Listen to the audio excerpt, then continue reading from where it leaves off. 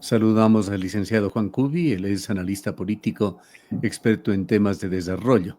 Licenciado Cubi, quisiéramos conocer su punto de vista sobre cómo se perfila este segundo gobierno de Daniela Noboa, que se iniciará este día sábado con su posesión para un gobierno con un lapso de 4 años en Ecuador. Buenos días, Gustavo, gracias por el espacio. Creo que el gobierno no se ha desprendido de esta lógica de la improvisación. Es imprevisible lo que piensa hacer, pese a que tiene una serie de factores a su favor. Consiguió una mayoría frágil pero viable en la Asamblea Nacional. Sin embargo, no está claro hacia dónde quiere caminar el gobierno, qué es lo que pretende hacer con esa mayoría. Lo de la Asamblea Constituyente está igual en veremos, no sé si lo vaya a mantener como una opción en caso de que se le trabe la negociación política con la Asamblea o que no logre mantener la mayoría. Entonces, en ese contexto, me parece que todavía estamos frente a una apuesta un poco ambigua, vaga del gobierno respecto del futuro. Esta denominada Ley de Solidaridad Nacional dice algo sobre sus intenciones. Creo que en lo que más claro, con mayor claridad proyectó el gobierno es el tipo de modelo económico que quisiera implementar. Es obviamente un modelo de carácter empresarial para favorecer inversiones, rentabilidad, rendimiento del capital. El tema es que habrá que ver cómo lo piensa hacer, porque usted sabe, Gustavo, que cuando usted se juega por estas opciones de apertura a la inversión, de flexibilización laboral, de ventajas tributarias, claro que genera un espejismo de mejora, de crecimiento, de desarrollo, pero excluyendo a grandes mayorías. Puede que existan sectores de la sociedad que se beneficien por vía de ciertas formas de empleo, de ingresos, pero eso conspira contra la verdadera problemática de este país, que es esa marginalidad, esa exclusión de grandes sectores de la población. Yo frente a eso no veo que exista realmente una orientación o una perspectiva política desde el gobierno. Entonces, esta ley, ¿qué es lo que hace? Utiliza la muletilla del combate a la economía ilegal, pero poniéndole el mayor énfasis en el tema de la seguridad, de la reacción violenta frente al crimen organizado. Y hemos visto que en 1 año y medio eso no ha funcionado. Ahora, lo que el gobierno señala es que quiere destruir la economía de las mafias, esa economía que también la llaman como oscura y que cada vez va creciendo más, según expertos, según un estudio concreto de la Universidad de Cuenca de la Facultad de Economía, estaría superando ya al dinero bancarizado en Ecuador, estos fondos de origen ilegal. Dos puntos ahí, Gustavo. Uno es que tenemos leyes para el enriquecimiento ilícito. Tenemos una UAFE que debería ser consolidada y fortalecida. Yo veo que a veces hay voces que dicen que eso no funciona. Sí, pero hay que hacerle funcionar. Mi pregunta es por qué lo otro sí va a funcionar si no funciona la ley de enriquecimiento ilícito, la UAFE. Mi pregunta, ¿no? Y si voy a ser tal vez un poco suspicaz, ¿y si el bloque de seguridad que se plantea en la ley no estaría ya penetrado, estaría de alguna manera influenciado por las bandas criminales, por el narcotráfico? Eso no lo sabemos, porque según el propio preámbulo que hace el gobierno en la nueva ley, se habla de que en efecto el crimen organizado se ha expandido y está permeando prácticamente al Estado y a la sociedad. El tema es, por un lado, si eso es viable.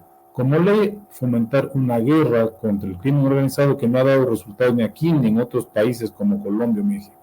Y el segundo punto, Gustavo, es que ese dinero gigantesco de las economías ilícitas tiene un origen, que es la demanda del mundo de los países ricos, del mundo industrializado, de la demanda de recursos. No solamente droga, es también minerales, oro, etcétera, que es lo que de alguna manera fomenta que exista esta voracidad. No importa irse contra la ley, no importa atropellar cualquier tipo de límite jurídico, policial o militar para poder hacer negocios a partir de la extracción ilegal o del tráfico ilegal de estas sustancias. Entonces el tema está ahí. Mientras exista la demanda de este tipo de productos que se vuelve una tentación para una población que está empobrecida, eso no va a poder ser controlado. Esa intención de convertir en una figura jurídica al conflicto armado interno, que sería una figura paralela, que se parece, pero que es diferente al estado de excepción. ¿Qué le parece? que tiene altos riesgos, porque eso implicaría que de manera permanente se va a posibilitar que las fuerzas del orden tengan una serie de facultades que pueden extralimitarse ya en su operatividad. El tema de los indultos, el tema digamos, de la absolución previa de cualquier tipo de extremo que se cometa, es riesgosísimo. Fíjese que se plantea de que va a tenerse contemplaciones con la población inocente, mientras que con los delincuentes va a haber una mano dura, más o menos expedita, más o menos exclusiva. El tema, Gustavo, es que cómo diferenciamos ya en la operatividad, en el combate al crimen organizado, cómo se diferencia una población inocente de una población culpable. Porque el crimen organizado, Gustavo, no es un ejército regular que tiene más o menos una identificación, un territorio, una forma de procedimiento más o menos convencional. No, el crimen organizado, las bandas del narcotráfico se difuminan en la sociedad, no es indetectable, genera confusión. ¿Cómo se va a hacer esa delimitación de quiénes son realmente objetivos de esta política y quiénes no? Ahí hay un riesgo muy elevado, ya lo vimos con el caso de los 4 chicos de las Malvinas. ¿A dónde puede conducir esa práctica de una institución militar o policial que muchas veces no tiene límites o no tiene contemplaciones éticas ni humanas con el funcionamiento digamos, de su aparato de represión? La pertenencia a un grupo de crimen organizado no se lo hace precisamente con una inscripción formal, con una entrega de cédula de identidad, menos una escritura. Exactamente ese espacio difuso que queda entre el ciudadano común que por A, B o C razón, una tan simple, por ejemplo, de que por alguna razón se encuentre en un vehículo con vidrios ahumados o que no tenga placa, lo podría ya en una situación absolutamente vulnerable. ¿Cómo diferenciar esos espacios que indiquen distancias entre las mafias a las que se pretende combatir y el ciudadano común? Es muy difícil, Gustavo. En la práctica hemos visto que eso no funciona con tanta eficacia. ¿Por qué razón? Porque, como le insisto, el crimen organizado está permeado en los espacios sociales, sobre todo en los sectores marginales. Yo me pregunto, ¿usted va a la Prosperina o a las a las Malvinas en Guayaquil, que es unas zonas o Andurán, donde usualmente ocurren estas masacres? Usted ha visto que entran, disparan, muchas veces hay daños colaterales, hay personas inocentes que caen, pero en la lógica de la confrontación entre bandas, entre grupos del crimen organizado, no hay ese tipo de discriminación. Mi pregunta es, ¿por qué no puede hacer la fuerza pública? ¿Qué mayor capacidad o qué mayor información o conocimiento tienen para discernir estas diferencias? De momento en que entran en un operativo en una zona tomada por el crimen organizado, probablemente van a caer personas inocentes, porque el problema, ustedes, cuando usted le pone un énfasis de excesivo en la utilización de las armas de la represión y de la fuerza pública, y no en los otros aspectos complementarios que deberían plantearse una estrategia para bajar un poco el tema de la inseguridad. Y eso tiene que ver con políticas públicas, eso tiene que ver con control de activos, eso tiene que ver con el seguimiento a las rutas del dinero ilícito. Hay otros aspectos complementarios sobre los cuales a mi modo de ver debería ponerse mucho más empeño. Sin embargo, creo que llevamos ya unos varios años de un discurso oficial que se remite fundamentalmente al uso de la fuerza. Y eso es tremendamente peligroso. Y esta ley lo que está haciendo es ratificar eso. A pesar de que le ponen este ambiguo término de ley para combatir las economías ilícitas y ahora le han cambiado el nombre a ley de solidaridad, en efecto, si usted revisa brevemente el contenido de esa ley, es más enfocado en el uso de la fuerza. ¿Qué lecciones quedan de otros países que han emprendido este tipo de guerras? Y hay algunos ejemplos muy claros. En El Salvador, Bukele con su persecución a las pandillas y a los miembros de las pandillas. En Filipinas, el señor Duterte, con un saldo de más de 30,000 personas fallecidas, con el pretexto o la razón de combatir el consumo y el tráfico de drogas. O lo que sucede en uno de los países con la institucionalidad más fuerte en el mundo, los propios Estados Unidos, con las políticas de Donald Trump, por ejemplo, contra esta organización el Tren de Aragua y sus supuestos miembros? Bueno, usted lo ha señalado, ¿no? Primer riesgo es que hay obviamente la posibilidad de que se violen los derechos humanos, que se atente contra una serie de derechos fundamentales como la vida y la libertad. Primera cosa, lo del Salvador está bastante documentado, pero además el tema del Salvador es distinto, porque usted está hablando ahí de pandillas, ¿no? Es decir, de un nivel de criminalidad diferente al transnacional y muy poderoso de los carteles de la droga, ¿no? Que es otra lógica, o los traficantes de armas, los traficantes de personas. Eso ya tiene connotaciones transnacionales y está articulado a economías planetarias. Eso no es tan simple de controlar. Y el otro tema es que muchas de estas políticas aparentemente exitosas tampoco resuelven el problema de manera definitiva. Lo del Salvador, claro, ha tenido una serie de resultados que son vendibles en términos políticos, pero habría que ver hasta qué punto las condiciones estructurales de ese país han logrado ya eliminar las causas que generan el surgimiento y la existencia de pandillas. Yo dudo de que así sea, porque los indicadores de pobreza y marginalidad en El Salvador se mantienen como en toda América Latina. De manera que hay que plantearse seriamente qué es posible hacer frente a este fenómeno. Yo lo he sostenido, hemos hablado con usted varias veces en este espacio, es un tema geopolítico, es un tema global. La diferencia es que los países ricos tratan, por ejemplo, el consumo de drogas como un tema de salud pública y nos trasladan a nosotros todo el fenómeno de la violencia y la inseguridad. Y eso es una injusticia de carácter global. ¿Y qué es lo que se propone en cuanto al bloque de seguridad, que hasta ahora ha sido parte de la estrategia del gobierno de Daniel Noboa, pero que se lo convertiría también en una entidad pública, que no está aún clara cuál sería?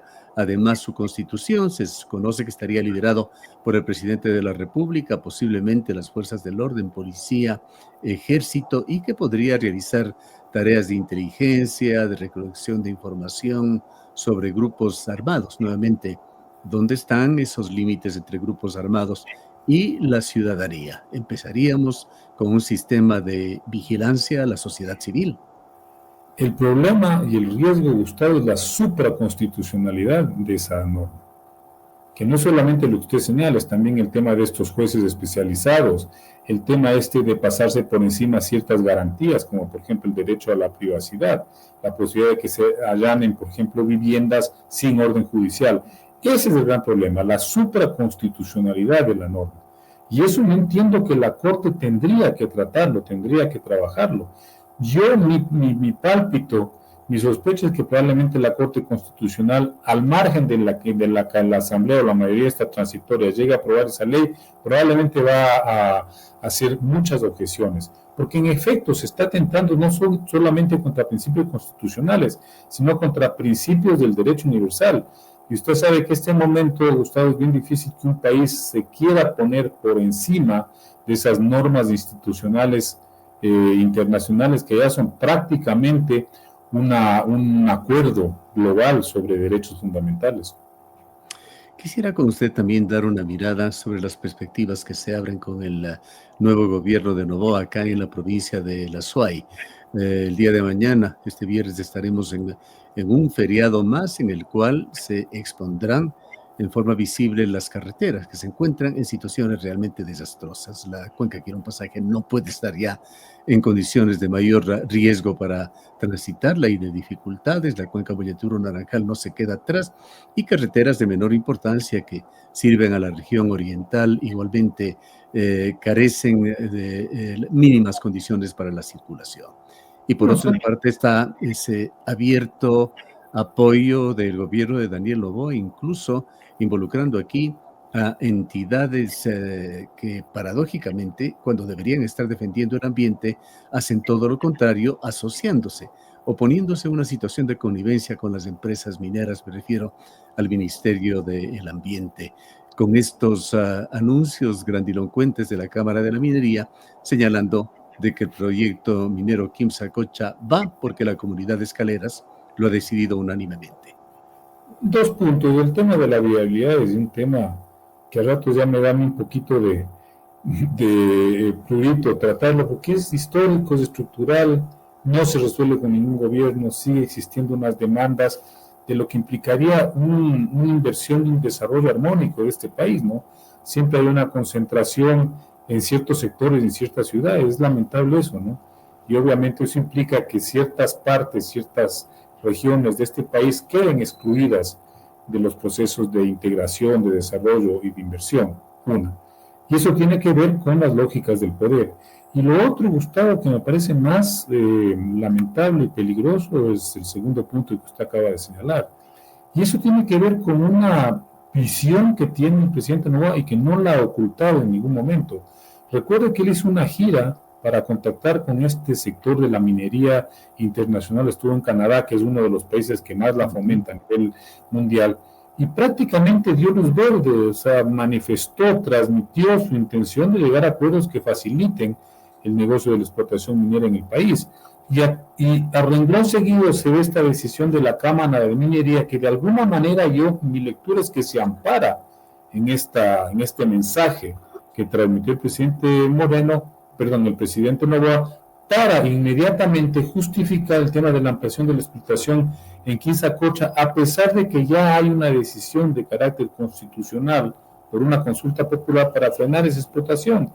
¿Qué significa esto, Gustavo? Que me da la impresión de que el gobierno se va a jugar ese acuerdo global para una forma de inversión y de desarrollo que está anclada a la extracción no solamente de recursos mineros, sino de otros recursos dentro de su estrategia de modelo económico. Y eso va a ser complicadísimo, porque como le vuelvo a señalar, esas visiones pueden generar un espejismo de desarrollo, pero a costa de los derechos y de las necesidades de grandes sectores, ¿no? En este caso, por ejemplo, sería la afectación no solamente a la naturaleza, sería la afectación al derecho a un agua limpia para la ciudad de Cuenca, el derecho a un ambiente favorable para las comunidades, una afectación a los derechos sociales de esas comunidades que viven o que dependen de esos territorios. Eso es lo complicado de esta última decisión de la Cámara de la Minería.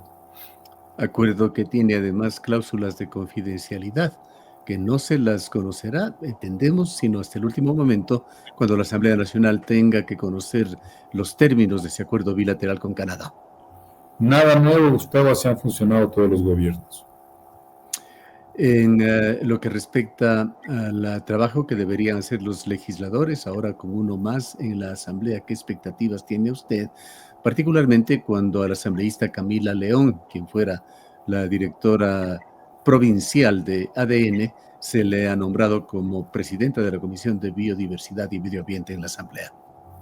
Bueno, está en la línea del gobierno, como le señalo, ¿no? O sea, el reparto de las comisiones, del manejo de la Asamblea, tienen esta lógica de imponer una visión y una propuesta del gobierno, pero que, vuelvo a insistir, sigue siendo imprevisible, sigue siendo improvisada, no hay mayor claridad. A más de esto que le señalo, de ciertas iniciativas para fomentar los negocios empresariales, yo no veo que exista una estrategia medianamente detectable de qué van a hacer con la política pública, qué van a hacer con el empleo, qué van a hacer con la salud, con la educación. Yo no veo claridad.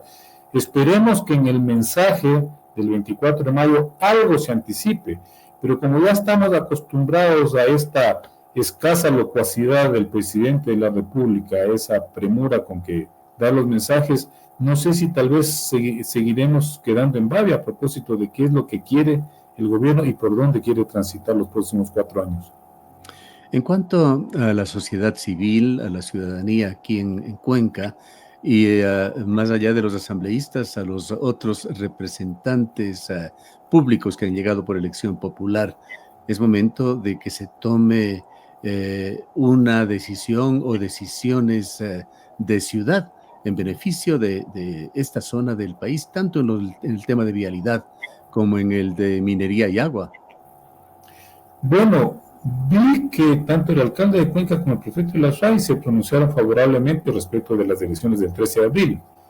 Eso podría abrir un pequeño espacio para acuerdos de negociaciones que siempre son necesarios, o sea, al margen de que nos guste o no nos guste el gobierno de turno, es inevitable que las autoridades locales tengan puentes para negociar, para buscar acuerdos, siempre y cuando sean acuerdos o negociaciones que beneficien a la comunidad a la cual representan. Habrá que ver hasta dónde puede llegar eso, tanto por la actitud, la posición, el compromiso de las autoridades locales como la del gobierno.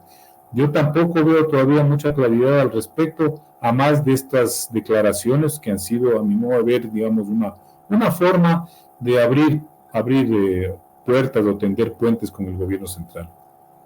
En suma, y volviendo al inicio, ¿qué esperar de este segundo periodo de Daniel Noboa?